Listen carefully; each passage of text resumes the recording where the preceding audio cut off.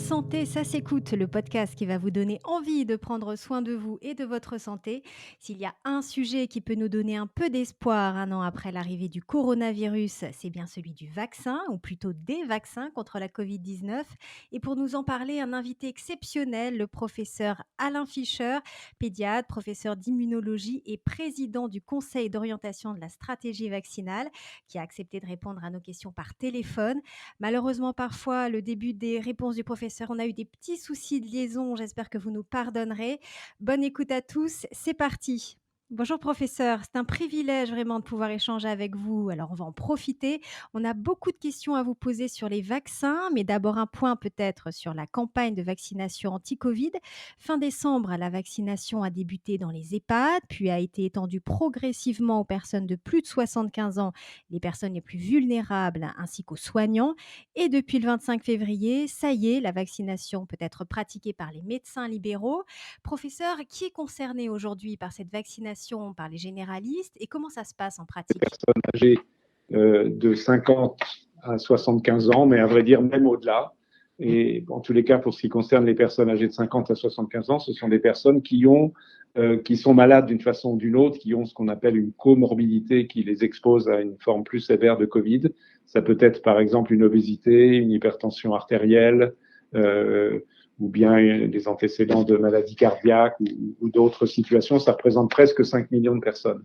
Donc, ils peuvent être maintenant vaccinés chez leur médecin généraliste et d'ailleurs, ils pourront bientôt aussi, d'ici une dizaine de jours, être vaccinés chez le pharmacien. Concrètement, on fait comment si on veut être vacciné? Il faut prendre rendez-vous avec son médecin ou être contacté par son médecin, parce que les médecins généralistes connaissent évidemment leurs patients et savent lesquels sont les plus à risque. Ils les contactent et ils organisent des demi-journées de vaccination. Pour avoir une vision plus globale de la campagne vaccinale, est-ce qu'on pourrait avoir un calendrier pour les prochains mois? Quelles seront les nouvelles personnes éligibles à la vaccination et quand? Alors, le principe du calendrier, c'est qu'il repose bien sûr sur les approvisionnements en vaccins. C'est le facteur limitant. Ce facteur limitant devient heureusement de moins en moins limitant. Pour vous donner un ordre de grandeur, en janvier, il y a eu à peu près 1,5 million de doses administrées. En février, 3 millions. Et en mars, on escompte qu'il devrait y avoir de l'ordre de 8 millions de doses administrées, soit en première dose, soit en seconde dose.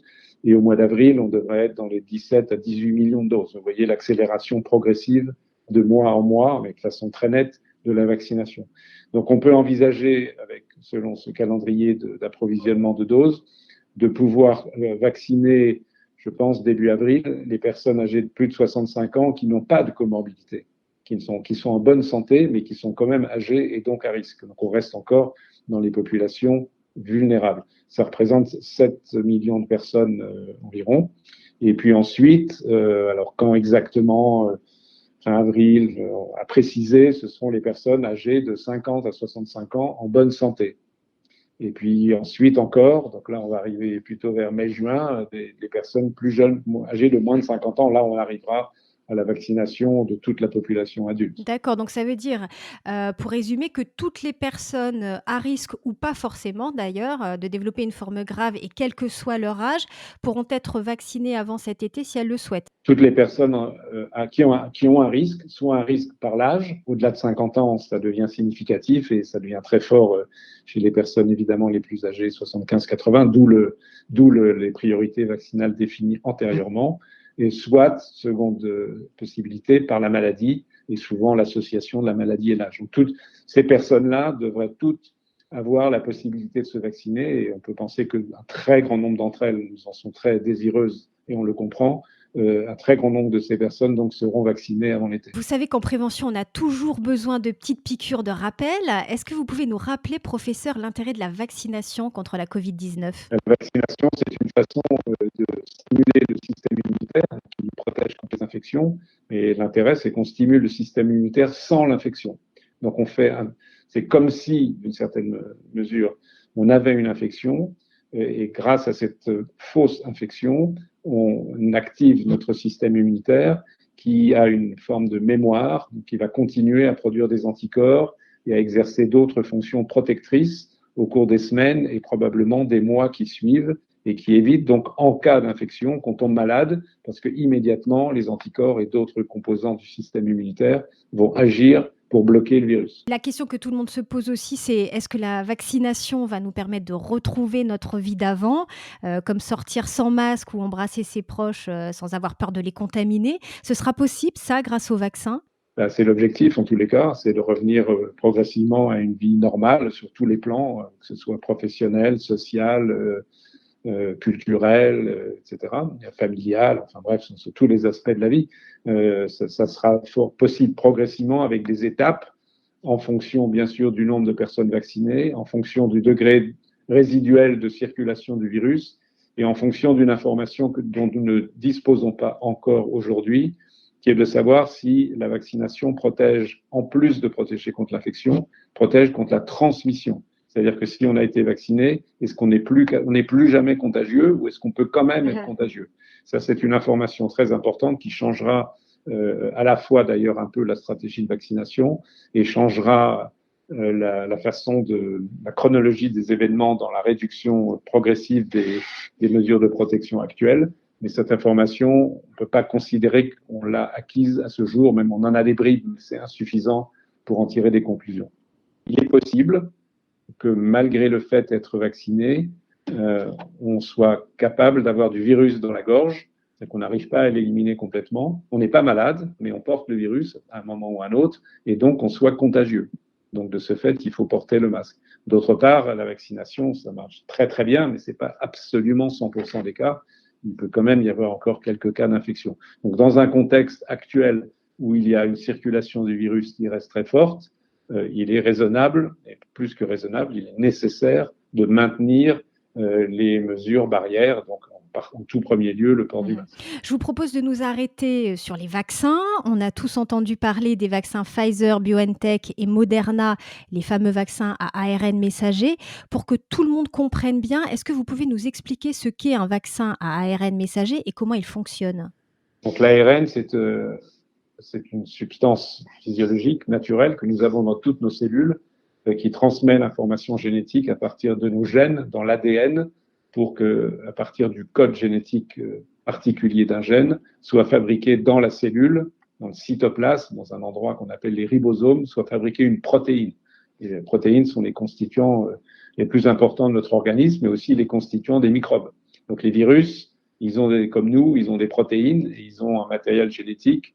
Et un matériel génétique, en tous les cas, c'est le cas du SARS-CoV-2, c'est un ARN. Donc le vaccin ARN consiste à synthétiser, c'est assez facile à faire, un petit morceau du matériel génétique du virus, qui est l'ARN, qui permet de fabriquer une des protéines du virus. Une protéine s'appelle la spike, qui est très importante parce qu'elle est présente à la surface du virus. C'est elle qui permet au virus de pénétrer dans les cellules et c'est elle qui induit la réponse immunitaire la plus importante. Donc c'est pourquoi elle a été choisie pour l'immunisation. Donc l'ARN, il est inclus dans des toutes petites gouttelettes lipidiques de graisse.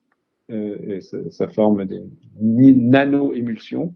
Et cette émulsion, c'est ça qui est injecté par voie intramusculaire. Et donc, dans le corps, l'ARN est libéré dans les cellules, qui permet la fabrication de la protéine, et la protéine induit la réponse immunitaire. D'accord. Par contre, le troisième vaccin autorisé en France, le vaccin AstraZeneca, ne fonctionne pas comme ça. On utilise comme système de transport un virus, qui est un adénovirus, qui est un virus banal qui donne des rhumes, et qui par ailleurs a été inactivé, c'est-à-dire qu'il n'est pas capable de se diviser, de provoquer une infection, et en plus modifié pour y inclure le matériel génétique qui permet de fabriquer la fameuse spike, toujours la même.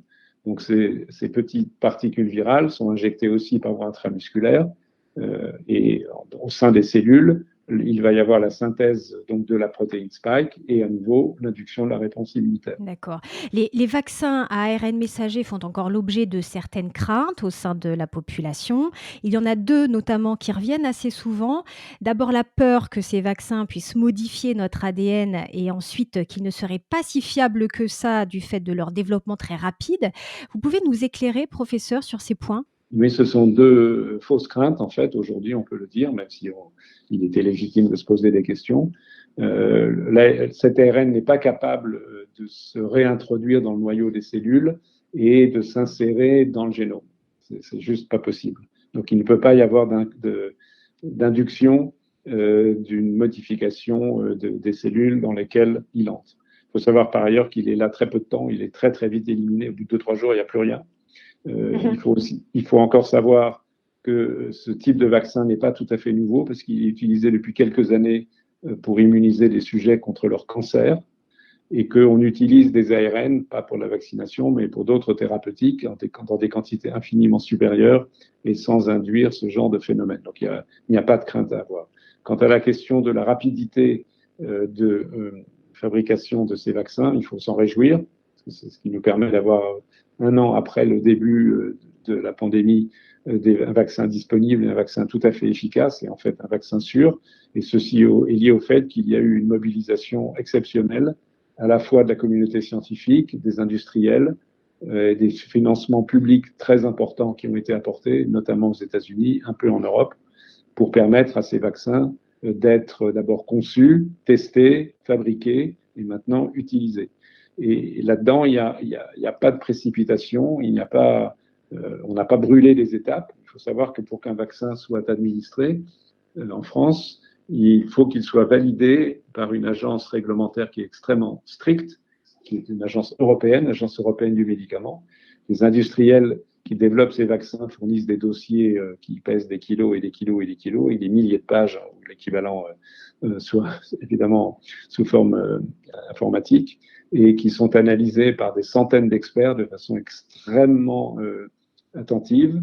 Même si ça a été vite, parce que c'était nécessaire compte tenu du contexte, mais ça a été fait aussi sérieusement que c'est fait pour n'importe quel vaccin dans d'autres circonstances, ou n'importe quel médicament. Donc, il n'y a pas de crainte à avoir là-dessus. Et puis on sait aujourd'hui que les vaccins à ARN messager sont efficaces à 95%. Au bout de combien de temps les personnes vaccinées sont réellement protégées? Le début de la protection se situe à peu près 12 jours après la première injection, la première dose, puis ça monte progressivement. Et c'est la même chose pour le vaccin AstraZeneca? C'est un tout petit peu plus lent, on a des données à 21 jours, mais ensuite l'efficacité atteinte est du même ordre de grandeur. On a un recul encore insuffisant, on le sait, par rapport à la protection des vaccins. Malgré tout, on pourrait espérer être protégé combien de temps grâce à la vaccination? Alors évidemment, on ne sait pas pour l'instant, c'est une question très très importante. Il y a deux notions qu'il faut considérer, c'est qu'après une infection, là je ne parle pas de vaccin, mais de l'infection, on détecte encore des anticorps chez la plupart des sujets, ainsi que des cellules du système immunitaire qui ont été stimulées par le virus jusqu'à 8 mois après l'infection. Et c'est pas que ça s'arrête à 8 mois, c'est que l'étude s'arrête à 8 mois pour l'instant. Donc ça laisse espérer qu'il en soit au moins de même avec l'immunité induite par le vaccin. Je pense que c'est une notion qui est encourageante. L'autre notion, c'est que le point de départ de protection est très élevé, vous l'avez rappelé. Donc, si on part d'un point très, très élevé, il y a plus de chances que ça persiste plus longtemps, même si on n'a pas de certitude aujourd'hui. Évidemment, on est tous impatients de savoir ce qu'il en sera, mais on va l'apprendre au fur et à mesure des mois qui viennent. Une autre question qui revient souvent, c'est celle de l'efficacité des vaccins contre les variants. Est-ce qu'on a plus de données aujourd'hui sur ce point? Qu'est-ce que vous pouvez nous dire? Oui, on n'a pas toutes les données, mais la donnée la plus importante, c'est à l'égard du variant britannique, parce que c'est celui qui circule en France de façon très largement majoritaire. Oui. Et c'est un virus un peu plus contagieux que le virus initial. Et aussi bien les vaccins ARN que les vaccins à adénovirus, AstraZeneca, sont tout à fait efficaces sur ce variant. À l'égard, là où c'est un petit peu plus compliqué, on a des données insuffisamment complètes pour l'instant, c'est à l'égard du variant dit africain, enfin sud-africain ou brésilien, c'est à peu près la même chose, dont on sait qu'il est un peu plus, il modifie plus la réponse immunitaire. On sait que les anticorps produits par les gens qui ont été vaccinés par les vaccins ARN perdent un peu d'efficacité, mais conservent quand même probablement assez d'efficacité pour être protecteurs. Et là, on n'a pas d'informations pour l'instant encore concernant le vaccin AstraZeneca spécifiquement sur ce variant, mais évidemment, c'est l'objet d'études actuelles. Mais globalement, on peut quand même, en tous les cas à court terme, être rassuré par le fait qu'en France, c'est essentiellement le variant britannique qui nous pose problème, à l'exception de la Moselle. On dit aussi que les variants actuels ne sont pas plus dangereux, mais plus contagieux que le coronavirus SARS-CoV-2. Pourquoi c'est plus embêtant, ça?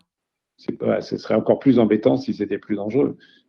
C'est plus embêtant que ce soit plus contagieux, parce que ça veut dire que tout étant égal par ailleurs, excusez-moi, plus de personnes sont infectées. Donc, si plus de personnes sont infectées, mécaniquement, à partir d'un même pourcentage de formes graves, en nombre absolu, ça fait plus de formes graves, plus de gens hospitalisés, etc., etc. On ne peut pas parler des vaccins sans évoquer, professeur, leurs effets secondaires.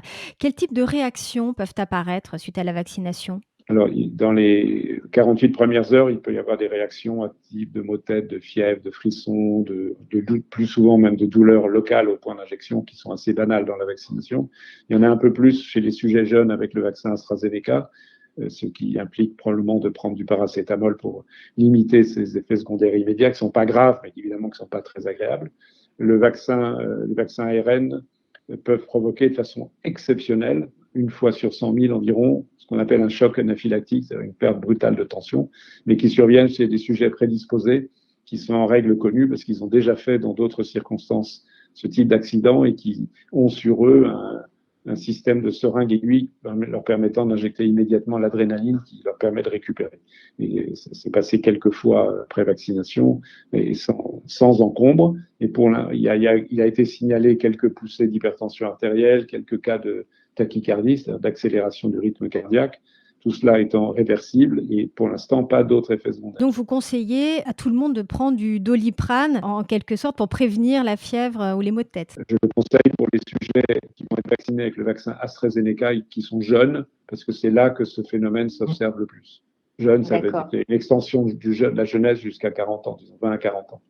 Ça concerne essentiellement les professionnels de santé pour l'instant, à cet âge-là pour être vaccinés. Dernière question, professeur. Est-ce qu'il y a un vaccin en préparation pour les enfants ou des études en cours qui nous amèneraient à utiliser les vaccins déjà existants chez les enfants? Donc pour l'instant, il n'y a pas d'actualité d'envisager de vacciner les enfants parce que les enfants sont peu malades et sont moins contagieux que les adultes. Néanmoins, ils le sont un peu et il est possible qu'ils le soient un peu plus avec les nouveaux variants. Donc, si ceci devait se confirmer, il y aura des discussions à l'avenir sur l'intérêt de vacciner les enfants, qui viendront, si c'est le cas, en tout dernier, après avoir vacciné tous les adultes.